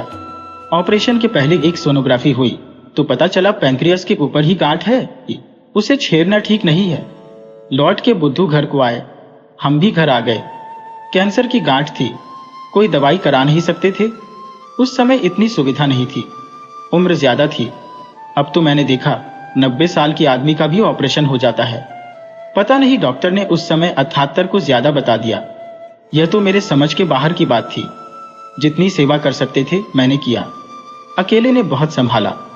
इस बीच बहू के एक और बच्चा हो गया। बेटा भी बिजी हो गया, उसकी अपनी फैमिली हो गई। खैर, जीवन मरण किसी के हाथ में नहीं है। उन्हें जाना था, चले गए, उसको कोई रोक नहीं सकता था। मैं इस दुख को सहन न कर पाई। एक तो जाने का गम, दूसरा दूसरों का साथ न देने का गम। साथ न दे कोई बात नहीं, कुचरनी तो ना करें, यह सहन शक्ति के बाहर की बात थी। मेरे बेटे और मेरे पति की सोच में बहुत अंतर है। बेटा आर्थिक मामलों में ही उलझा रहता था, उसमें आगे सोचने समझने की क्षमता ही नहीं थी। ऐसे लोगों को आप समझा भी नहीं सकते, उन्हें लगेगा आपको समझ ही नहीं है। समझदारी का ठेका उन्होंने लिया है, जो वे कहते हैं वही ठीक है। उसके कई विकल्प हो सकते हैं, ऐसा भी वे नहीं सोच सकते। यह उनकी सोच के दायरे से अलग है, इसलिए बुरा मानने की कोई बात नहीं। एक माँ जो होती है, उसके लिए चाहे 2 हो या 4 हो, सब बराबर होते हैं। लड़की हो या लड़का, उसके लिए समान है। हाँ, यह जरूर है, लड़का हमेशा साथ रहता है, लड़की कभी कभी आती है, उसके लिए कुछ देने की इच्छा होती है। क्या यह पाप है? क्या यह गलती है? इसका मतलब लड़की को ज्यादा चाहते हैं? इन बातों का आप क्या जवाब दोगे? माँ की 2 आंखें होती है, वह एक को भी नहीं फोड़ सकती। बच्चे इस बात को नहीं समझते। भड़काने वाले भड़काकर चले जाते हैं, भड़कने वाले और भड़क जाते हैं। यह किसका कसूर है? अब इन बातों पर मैं ध्यान नहीं देती। मैं अपने आप में मस्त रहती हूँ, परंतु कुछ लोग आपसे सहानुभूति रखने के नाम से ऐसी बातें पूछ पूछ कर आपको दुखी कर देते हैं। ऐसे लोगों को मैं साफ कह देती हूँ, आप ऐसी बातें मुझसे न किया करें। यदि करनी है तो मुझसे बात न करें, क्योंकि इससे मेरा दिल बड़ा दुखी हो जाता है। जो होता है हमसे पूछ कर नहीं होता। कौन कैसा होगा आपको इसका अंदाज भी नहीं होता। आप अपने तरह से सोच सकते हो, ऐसा होना चाहिए, वैसा होना चाहिए। जो हो रहा है वह अलग ही है, उसको सहन करने के लिए आपको शक्ति चाहिए। यदि शक्ति नहीं है तो कोई क्या करे? सब परिस्थितियां विपरीत हो गईं। सबने यही समझाया, जो भी परिस्थिति है उसका सामना करो, चुप रहो, जवाब ना दो, देखते जाओ क्या होता है। देखती रही, समय एकदम विपरीत हो गया। खाली दिमाग रह रहकर इन्हीं बातों में उलझता गया। इसी बीच कुछ करने की सोची, पर इस मकर जाल से निकलूं तभी ना। कैसे निकलूं? निकलना चाहूं तो और फंसती जाऊं। अकेले बैठकर आंसू बहाती और कुछ कुछ लिखने लगी। पहले से पढ़ती तो बहुत थी, पर लिखा कभी नहीं। आकाशवाणी के लिए प्रोग्राम देते समय कुछ लिख देती थी, बस सिर्फ इतना ही। फिर अब जो मेरे मन में उमड़ घुमड़ कर आ रहे विचारों को ही मैं लिखने लगी। एक दिन एक सहेली आई। क्या लिख रही हो? पूछा। मैंने कहा, मन में जो आया है वह लिख रही हूं। ऐसे लिखने से क्या फायदा? इसे कहीं भेजो। कहाँ भेजो? अखबार में भेजो। मुझे लगा इसे कौन छापेगा। उसके कहने पर मैंने भेज दिया। ये कैसा आश्चर्य वह छप गया। अब मुझ में बहुत सारा उत्साह और जोश आ गया। मैं लिखती चली गई, विभिन्न अखबारों में भेजती चली गई। सब में छपने लगे। इससे मुझे प्रेरणा मिली। पहले बच्चों की कहानियां लिखने लगी, लेख लिखने लगी, लोगों का इंटरव्यू लेने लगी, रेसिपी लिखने लगी, दक्षिण के त्योहार राजस्थान के त्योहारों की तुलना करके लिखने लगी। लोगों को बहुत अच्छा लगा। दक्षिण की संस्कृति के बारे में लोग जानने लगे। फिर अनुवाद भी करने लगी। तमिल से हिंदी में कहानियों का अनुवाद करने लगी। उससे काफी ख्याति मिली। मुझे बहुत से अवार्ड मिले, सम्मान मिला। लोग मुझे जानने लगे, पहचानने लगे। इस बुढ़ापे में मुझे और क्या चाहिए? मैंने सोचा नहीं था मुझे इतना कुछ मिलेगा। इसकी मैंने कभी कल्पना भी नहीं की थी। मेरे पतिदेव को मेरा तमिल बोलना भी पसंद नहीं था। अब तो मैं तमिल से अनुवाद कर रही हूँ। इस तमिल ने ही मुझे पहचान दिलाई। समय समय की बात है, मेरी जिंदगी कहां से कहां पहुंच गई, मैं तो सोच भी नहीं सकती। शायद ये भी एक जिंदगी है। एक दिन हमारे पिताजी भाइयों को बुलाकर कुछ कह रहे थे और मेरे जाते ही चुप हो गए। मुझे तो यह बात बुरी लगी। मैं रोने लगी। पिताजी को मेरा रोना बिल्कुल पसंद नहीं। वे समझाने लगे, रेणुका, तुम बहुत सीधी हो, तुम मेरी प्यारी बेटी हो। मैं जानता हूं आज कोई सज्जन आने वाले हैं। मैं उनसे मिलना नहीं चाहता। मैं इन्हें कह रहा था वह आए तो मैं घर पर नहीं हूं, कह देना। पर रेणुका, तुम तो सीधेपन में कह देती, हमारे पापा ने ऐसा कहा है कि वह घर पर नहीं है। अब इसमें तुम्हारी गलती नहीं है। तुम बहुत सीधी हो। मेरे घर वालों को मेरी बहुत फिक्र थी। आए दिन मेरे पापा कहते हैं मेरे बेटों की तो कोई समस्या नहीं है, सब संसार रूपी भवसागर पार लगा लेंगे। मुझे तो मेरी बेटी रेणुका की चिंता है। ये तो बहुत सीधी है, इसका क्या होगा? ये बातें मुझे बड़ी विचित्र लगती। इनमें क्या है जो मुझ में नहीं है, मैं समझ नहीं पाती। 1957 में नागपुर महाराष्ट्र में चला गया। मध्य प्रदेश बन गया, जिसकी राजधानी नेहरू जी ने भोपाल को बनाया। भोपाल में इतनी जगह नहीं थी कि सारे सरकारी कर्मचारियों के रहने की समस्या हुई, तो कुछ ऑफिसों को थोड़े समय के लिए ग्वालियर को हेडक्वार्टर बनाया गया। महादेव जी का परिवार ग्वालियर आ गया था। पता नहीं कैसे कैसे मैं भी 8वीं कक्षा में पहुंच गई। 8वीं कक्षा में मैं बहुत बीमार रही और मुझे टाइफाइड हो गया। फिर अस्पताल में भर्ती होना पड़ा। 15 दिन में जाकर बुखार उतरा, पर दूध ही दूध देते थे। दूध मुझे पचता नहीं था। डॉक्टरों की समझ में नहीं आ रही थी। हफ्ता ऐसे ही निकल गया। खाने को कुछ नहीं देते थे। एक दिन पड़ोस के पलंग पर जो लड़की थी, उसकी दादी उससे मिलने आई। मेरी अम्मा से पूछा, आपकी लड़की रेणुका को क्या हो गया? ये तो ठीक दिख रही है। हाँ, इसको टाइफाइड था, ठीक हो गया था, पर इसको दस्त हो रहे हैं। डॉक्टर कहते हैं जब तक ठीक नहीं होगा हम छुट्टी नहीं देंगे। उसने पूछा, इसको क्या देते हो? सिर्फ दूध। इसीलिए तो ऐसा हो रहा है। आप इसे साबूदाने की खीर दे दो, ये लड़की ठीक हो जाएगी। अम्मा को बात समझ में आ गई और उन्होंने मुझे साबूदाने की खीर खिलाई। मैं दूसरे दिन ही ठीक हो गई। जो बात डॉक्टरों की समझ में नहीं आई, एक दादी माँ ने बता दी। इस तरह मुझे अस्पताल से छुट्टी मिली। 15 दिन का आराम बताया। 1.5 महीने स्कूल नहीं गई थी। खैर, स्कूल का एग्जाम दिया, 9वीं कक्षा पास हो गई, 10वीं में आ गई। यह बातें 1959 की थी। 1907 में मैंने बोर्ड का एग्जाम दिया। देते ही हम भोपाल आ गए। रिजल्ट आया नहीं था। 1.5 महीने बाद एक दिन एक पत्र आया। वह हमारे पड़ोस के डॉक्टर का था। उन्होंने लिखा, congratulations Renuka, you are getting in 2nd division. बात मेरे समझ में नहीं आई। मम्मी पापा ने भी सोचा क्या बात है। उसके 2 दिन बाद ही रिजल्ट अखबार में आया। मैं 58% से 2nd डिवीजन पास हुई थी। मेरे घर वाले खुश हो गए थे क्योंकि नबी में तो मैं स्कूल जा ही नहीं पाई थी। उस जमाने में ट्यूशन इतने होते भी नहीं थे और हमारी हैसियत भी नहीं थी। अपने आप जो पढ़ा सो पढ़ा। मेरे भैया बड़े खुश हो गए। भैया इंजीनियरिंग कॉलेज में थे। घर का खर्चा मुश्किल से चल रहा था। अब भैया की पढ़ाई कैसे हो? सब परेशान थे। मेरा अच्छा रिजल्ट आने पर उन लोगों की उम्मीद जग गई थी। इससे नौकरी कराएंगे ताकि घर की माली हालत सुधरे और भैया की पढ़ाई ठीक से हो सके। उसे ऊपर वाली की कृपा से मुझे 2 महीने के अंदर ही सरकारी नौकरी मिल गई। ऑफिस भी घर के बिल्कुल सामने था। वेतन मुझे हाथ में मात्र 93 रुपये मिलते थे। उसको वैसा का वैसा घर लाकर अम्मा को दे देती। दोपहर को चाय पीने घर आ जाती। पैदल जाती, नया पैसा खर्चा नहीं था। मेरी अम्मा ने अपने हाथों से मोतियों का बनाया हुआ एक छोटा पर्स मुझे दे रखा था। महीने के शुरू में उसने वह 1-2 रुपये के खुल्ले डाल देती थी। महीने के आखिर में उसे सब्जी लेने के लिए ले लेती थी, क्योंकि महीने के आखिर में सब्जी लेने के पैसे नहीं बचते थे। उस समय मेरी उम्र सिर्फ 17 साल की थी। पर मेरी अम्मा को फिक्र हुई कि रेणुका को सीना पिरोना नहीं आता, सिखाना पड़ेगा। घर के कामकाज तो पहले ही सिखा चुकी थी, अब क्या करें। उनकी किस्मत बड़ी अच्छी थी या मेरी खराब समझो।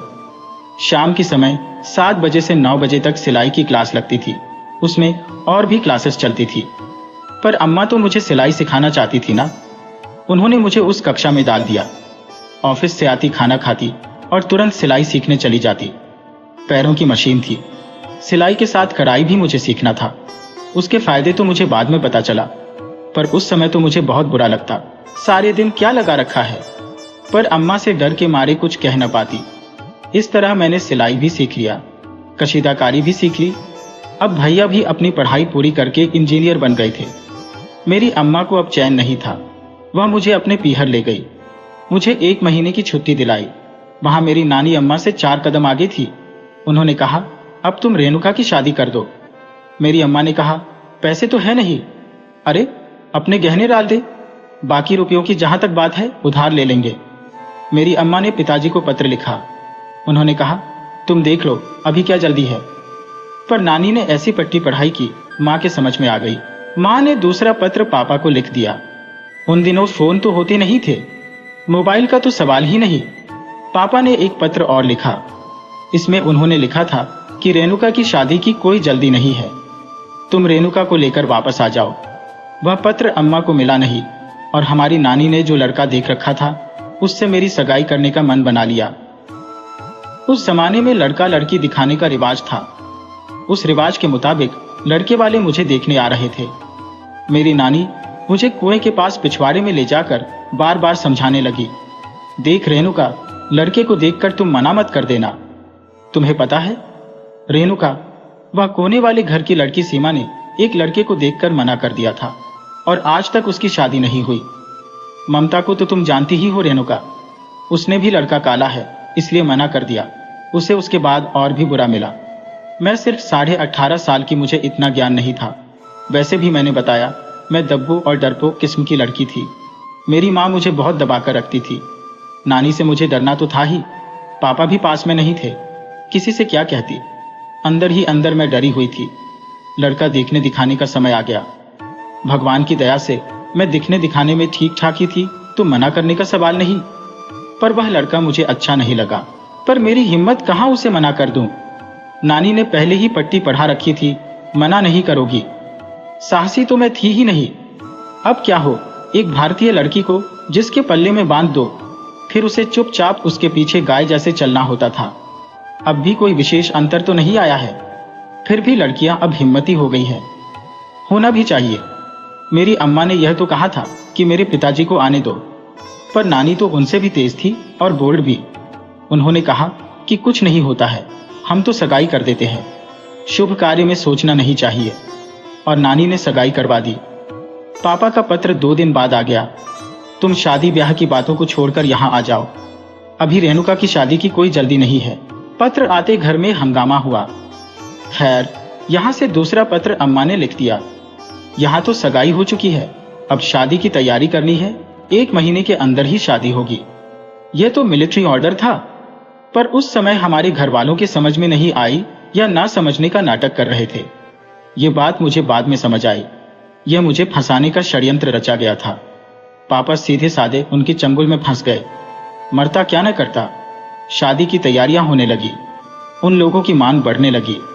फिर भी नानी वही रिश्ता करने पर अड़ी रही। जहां जहां से उधार लेने की सोची थी, सबने मना कर दिया।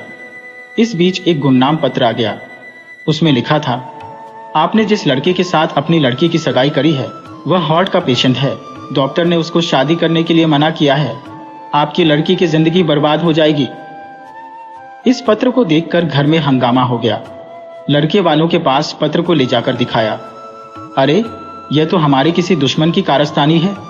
मेरा बेटा तो फुटबॉल का प्लेयर है। हमारी फैमिली के डॉक्टर से पूछ लो। पापा सीधे साधे अड़ोसी पड़ोसी से पूछा। सबने कहा, नहीं, लड़का बहुत अच्छा है।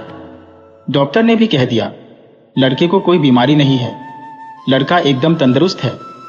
पापा ने सोचा, चलो एक समस्या और हल हो गई। जहां जहां पर रिश्तेदारों से कर्ज मिलने की पापा को उम्मीद थी, वहां उन्हें निराशा ही हाथ लगी। अब पैसे की समस्या तो मुंह बाई खड़ी थी। खैर, मेरी नानी ने ज्यादा ब्याज की दर पर व्यवस्था कर दी। दामाद जी, आप भोपाल जाकर रुपए भेज देना, वहां तो इंतजाम हो ही जाएगा।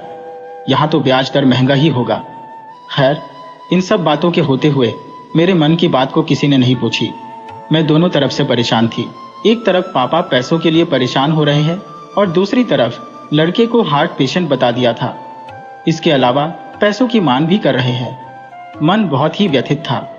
मेरे मन में कोई खुशी नहीं थी। बाल विवाह होता तो समझ नहीं होती है, मिठाई और गहने की खुशी होती है। यह तो ऐसा भी नहीं था। यह कैसी अनोखी शादी थी। खैर, साउथ में 3 दिन की शादी होती है, इस जमाने में भी। ऐसे ही 3 दिन बारात ठहरी। नानी ने बड़े दिल से खर्च किया। वाहवाही जो लूटनी थी ना, मुफ्त का चंदन घिस मेरे नंदन वाली बात थी। मेरा मन बहुत खिन्न था, पर मैं कुछ कर नहीं सकती थी। ससुराल की आर्थिक स्थिति बहुत कमजोर थी। ससुर जी बड़े ओहदे पर थे। मेरी सास उनकी दूसरी पत्नी थी। पहली पत्नी मर चुकी थी। पहली वाली के 2 लड़के थे, वे सेटल थे। मेरी सास की 2 लड़कियां और 1 लड़का था। लड़कियां शादीशुदा संपन्न घरों में थी। ससुर जी के देहांत के बाद सास एकदम अकेली हो गई। सबसे छोटा लड़का, वह मां के प्यार में बिगड़ा हुआ था। सेंट्रल गवर्नमेंट की नौकरी तो थी, पर बड़े शहरों में किराए के मकान में रहते हुए 3 जनों का गुजारा बहुत मुश्किल था। मेरी सास संपन्नता में रही हुई थी, उसका हाथ खुला हुआ था। पर क्या कर सकते हैं, जितनी लंबी चादर उतना लंबा ही पैर फैलावो। पति श्रवण कुमार जैसे एक्टिंग करता था। वहां के रीति रिवाज, नियम कायदे, संस्कार बिल्कुल अलग थे। मैं एकल परिवार में पली बड़ी थी। मैंने पहले ही कह दिया, मैं डरपोक सीधी डब्बो किस्म की लड़की थी। लोगों की दुअर्थी बातों का अर्थ नहीं समझ सकती थी। लोगों ने मेरे भोलेपन का फायदा उठाया। सामने के घर में ही ननंद रहती थी। उसका भी अपना दखल अंदाजी बड़ा अखरता था। वैसे तो स्वभाव की अच्छी थी। उसका पति हमेशा चाहता ससुराल वाले उसकी जी हुजूरी करें। खैर, मैं उस वातावरण में रह रही थी। एक त्योहार आया। उसमें उन लोगों को बहुत कुछ पाने की उम्मीद थी। मेरे पिताजी ने रुपए भेज दिए थे। वह रुपए उन लोगों को कम लगे तो पति मुकेश ने उसे वापस भेज दिया। घर वालों की अनुमति के बिना मैं पत्र नहीं लिख सकती थी। यदि लिखूं तो उन्हें दिखाना अनिवार्य था। पत्र को वे लोग ही पोस्ट करते थे। इस तरह मुझे कोई आजादी नहीं थी। मन बहुत ही खिन्न था। इसके अलावा चूल्हे पर खाना बनता, मुझे बनाने में दिक्कत होती थी। मेरा मजाक बनाया जाता। मेरे पीहर में नल लगे हुए थे। गवर्नमेंट क्वार्टर्स थे। बाथरूम, रसोई और चौक सब में अलग अलग नल। यहाँ पर नहाने के लिए नमकीन पानी कुएं से खींचकर भरना पड़ता था। ताज़ा पानी पीने के लिए हैंडपंप को हाथ से चलाकर पानी निकालना पड़ता था। बहुत ताकत लगती थी। ऐसे काम मैंने कभी किया नहीं था। मैं चुप रहती, कुछ नहीं बोलती, माँ बाप को भी कह नहीं सकती। ऐसे ही दिन गुजर रहे थे। मुझसे कुछ गलती हो जाती तो सासू माँ पति से शिकायत करती तो वह कहते, जो चप्पल पैर के लिए ठीक नहीं उसे फेंक देना चाहिए। यह कोई मुहावरा होगा, पर मेरे समझ से बाहर था। बार बार कहने के बाद मेरे समझ में आया। शादी के 6 महीने हो गए थे तो मेरी माँ ने हमें बुलाया। बड़े नखरे के साथ मैं पति के साथ पीहर गई। मैं काफी कमजोर हो गई थी। मुझे देखकर अम्मा और अप्पा को बहुत बुरा लगा, पर वे मुझसे कुछ नहीं बोले। पतिदेव ने अपना चेहरा फूला ही रखा था। मेरे घर वालों ने मुझसे पूछा, रेणुका, क्यों, क्या बात हुई? इसका जवाब में क्या देती? मुझे स्वयं पता नहीं। शायद उन्हें लगा जैसा उनका आवभगत होनी चाहिए, जिसकी उन्हें उम्मीद थी वह नहीं हुआ, जबकि मेरे मम्मी पापा ने अपनी हैसियत से ज्यादा ही किया था, इन लोगों की हैसियत से भी ज्यादा किया था। खैर, मुझे पीहर में ही थोड़े दिन रहने के लिए छोड़कर चले गए। 1 महीना हो गया, मुझे बुलवाया नहीं। मम्मी पापा परेशान, क्या बात होगी? मुझे पता था मेरे ना होने से उनका आर्थिक संतुलन थोड़ा ठीक हो जाएगा, यही सोचकर नहीं बुलाया होगा। पर इस बात को एक लड़की अपने मुंह से कैसे कह सकती? एक दिन मेरी मम्मी ने कहा, रेणुका, तुम मुझे आना है ऐसा पत्र दामाद को लिख दो। मुझे यह बात बिल्कुल स्वीकार नहीं थी। अफसोस, मरता क्या न करता। पत्र लिखना पड़ा। पतिदेव ने मेरे पिता को पत्र लिखकर कहा कि मुझे वहां से गाड़ी में बैठा दें तो मैं यहां स्टेशन आकर ले जाऊंगा। खैर, यह समस्या भी हल हो गई। फिर जिंदगी अपने ढंग से चलने लगी। उसमें भी रोड़ा आ गया। पतिदेव के चिकन पॉक्स हो गया। उस समय तो मुझे क्वारंटाइन पता नहीं था। क्वारंटाइन में पतिदेव चले गए। एक ही कमरा, उसमें पतिदेव, मैं और मेरी सास रात को तो रसोई में सो जाते, पर पूरा दोपहर कहाँ रहती, एक बड़ी समस्या। कभी कुएं के पास, कभी बरामदे में, कभी पीछे आंगन में, ऐसे ही 20 दिन तक समय बिताया। अब कोरोना आया तो क्वारंटाइन क्या होता है मुझे पता था। खैर, समय सबका मरहम है। मैं भी थोड़ी थोड़ी एडजस्ट हो गई। सब ठीक ठाक चल रहा था। मेरी जिंदगी ऐसे ही है, ऐसा मैंने सोच लिया था। अपने आप को इसके अनुकूल डाल भी लिया था। दिवाली का पर्व आया। बड़े उत्साह से सब कुछ मिठाइयाँ वगैरह बनी। दक्षिण में नरक चतुर्थी को ही दिवाली मनाते हैं।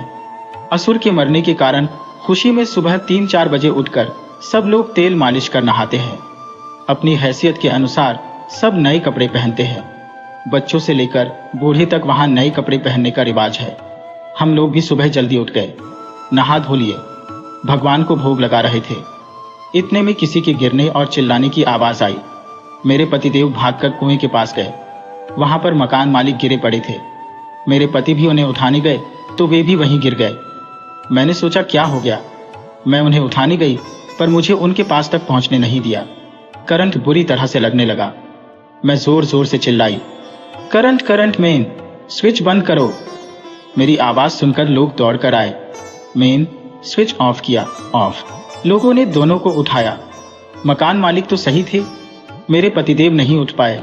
डॉक्टर को बुलाया, उन्होंने ही इज़्नो मोर कह दिया। हंगामा हो गया। सामने जो ननंद के घर वाले रहते थे वे भी दिवाली पर अपने गांव चले गए। मैं और मेरी सास ही रह गए। त्योहार का दिन, पर क्या कर सकते थे। पूरे मोहल्ले वालों ने दिया नहीं जलाया, न पटाखे फोड़े। पर इन सब से मेरा क्या, मेरी जिंदगी सूनी हो गई थी। मुझ पर पहाड़ टूट पड़ा था। जिंदगी का सही मायना भी समझ नहीं पाई थी। एक सीधी सादी अकेली लड़की हो तो लोग तरह तरह की बातें करेंगे। इसकी किस्मत खोटी है। रेलगाड़ी से ही माँ बाप आ सकते थे। उन्हें आने में 2 दिन लगे। तीसरे दिन वे पहुंचे। फिर तो बहुत सारे रिश्तेदार आ गए। तरह तरह की बातें होती रही। पति के ऑफिस वाले भी आए। उन्होंने हमारे पिताजी से कहा, हम आपकी बेटी को नौकरी दे देंगे। सरकारी नौकरी थी। इस बीच मम्मी पापा जान चुके थे, इसे अकेली छोड़ नहीं सकते, हम साथ ही ले जाएंगे। न बीमा के रुपए मिले, न किसी चीज का। सब कुछ माँ के नाम से करा रखा था। ना उन्होंने कोई चीज मुझे दी। मेरे पिता ने कहा, हमें कुछ नहीं चाहिए। रेणुका, तुम हमारे पास हो, हमारे लिए बहुत है। मेरी माँ मेरे लिए बहुत ही परेशान हुई। बार बार कहती, मेरी लड़की सदा ऐसी रहेगी क्या? उसने तो दुनिया में कुछ भी नहीं देखा। यह तो मेरी इकलौती लड़की है। मेरे पापा ने कहा, वह कैसे रहेगी? यह तो तुम पर निर्भर है। मेरी माँ ने बड़े आश्चर्य से उनकी ओर देखा। क्या कह रहे हो? यह तो हम पर निर्भर है। हम उसे कैसा देखना चाहते हैं? तुम सोच लो, यह मेरी कुंवारी लड़की है। इसे पढ़ाना है, लिखाना है और अच्छी जगह शादी करना है। वे आगे बोले, जो गलती हमने पहले कर दी उसको सुधारना है। भगवान ने हमें सुधारने का मौका दिया, ऐसा सोचो। सब कुछ हमारी सोच पर निर्भर है। जैसा हमारी सोच होगी वैसे ही हमारे कार्य होंगे। इस समाज का क्या होगा? समाज? समाज को तो हम लोगों ने बनाया है। हमसे ही समाज बनता है।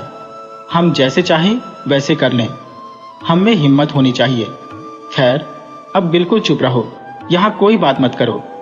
यह सब बातें मेरे समझ में नहीं आई। अपने कपड़े आदि को समेटकर मम्मी पापा ने जो दिया था उसे लेकर 13 दिन के कार्यक्रम के संपन्न होते ही हम लोग रवाना हुए। वहां मुझे रखने वाला भी कोई नहीं था, पर सासू माँ ने मुझे पत्र लिखने के लिए कहा। ननद ने भी आते रहने को कहा। सब दिखावा मात्र था। खैर, मुझे भोपाल ले आए। जितनी मुंह उतनी बातें। सारे मिलने जुलने वाले पूछने आ गए। मैं किसी के सामने गई नहीं। सब अम्मा से कुरेद कुरेद कर पूछ रहे थे। अम्मा बहुत परेशान हो गई। मुझे तो सोने के लिए कह दिया। मैं तो चादर ओढ़ कर लेती रही। एक हमारे खास पहचान की औरत थी, उसने राय दी, रेणुका को डॉक्टर बनाओ। मेरी अम्मा ने कहा, ये तो साइंस स्टूडेंट नहीं है। तो क्या हो गया, 2 साल साइंस पढ़ लेगी। सुनकर मुझे भी बहुत अच्छा लगा। मुझे साइंस पढ़ने की बहुत इच्छा थी, पर पापा बोले, हमें यह सोचना चाहिए कि कुछ आमदनी भी होनी चाहिए। उसके बाद मैंने सोच लिया, मैं जो कुछ करूंगी अपने पैर पर खड़े होकर ही करूंगी। मेरी सरकारी नौकरी रिजाइन करने से चली गई थी। फिर उन्होंने एडवर्टाइजमेंट किया, तब मैंने अप्लाई कर दिया। इंटरव्यू हुआ और मेरा सिलेक्शन हो गया। इन सब में सिर्फ 2 महीने का ही समय लगा। 2 महीने बाद ही मैंने नौकरी ज्वाइन कर ली। मैंने इंटरमीडिएट की तैयारी शुरू कर दी। सुबह 10 से 5:30 ऑफिस आते आते 6:30 बज जाते। सुबह 9:30 बजे घर से निकल जाती। गर्मी के दिनों में तो थक कर चूर हो जाती। फिर पढ़ने की इच्छा नहीं करती। मैं रात में 9 बजे सो जाती। सुबह 3:30 बजे उठकर पढ़ाई करती। अंग्रेजी में मुझे प्रॉब्लम आती तो पिताजी मुझे पढ़ाते थे, बाकी तो सब अपने आप कर लेती। इंटरमीडिएट में अच्छे नंबरों से पास हो गई। अब बीए सेकेंड ईयर में एडमिशन लेना था। अरविंद कॉलेज मॉर्निंग कॉलेज था। सभी जॉब करने वाले उसमें पढ़ते थे। सुबह 7 बजे से 10 बजे तक क्लास लगती थी। उसी में मैंने एडमिशन ले लिया। 10 बजे सीधे बस से ऑफिस पहुंच जाती थी। इस तरह बीए पास किया। अब MA इकोनॉमिक्स के लिए गवर्नमेंट कॉलेज में ज्वाइन किया। वहां भी मॉर्निंग क्लासेस लगती थी। 7 से 10 यह भी अच्छा रहा। दिन बीतते गए। मैंने अपने आप को पढ़ाई में और ऑफिस के कामों में लगा लिया था।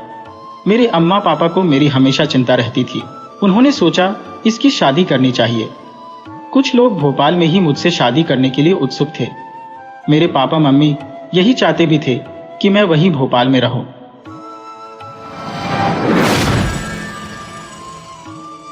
वीडियो अच्छी लगी हो तो इसे लाइक करें और ऐसे ही मज़ेदार कहानियों के लिए चैनल को सब्सक्राइब करें और बेल आइकन दबाएं। ज़्यादा से ज़्यादा अपने दोस्तों को शेयर करें। धन्यवाद।